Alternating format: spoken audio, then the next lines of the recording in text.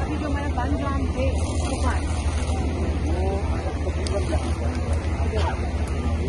और जो अभी इस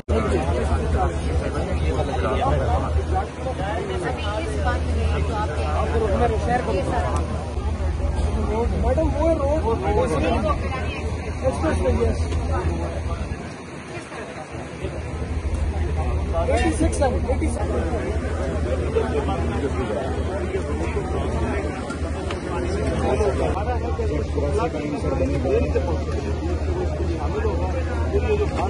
सर ये जो जहाँ पे 86 लिखा हुआ है ना, ये जितना बन है इसको वैसे अल फेमस जो है वो 86 ही लिखा जाता है, क्योंकि शहर के इर्द गिर्द तक 86 का एरिया ज्यादा है।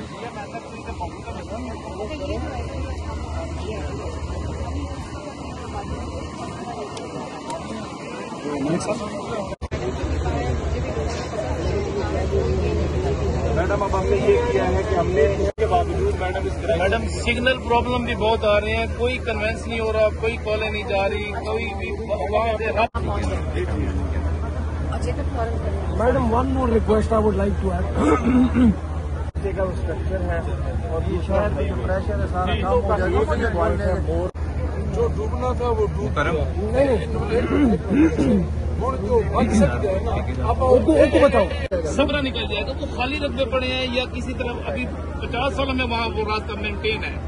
अगर वो रास्ता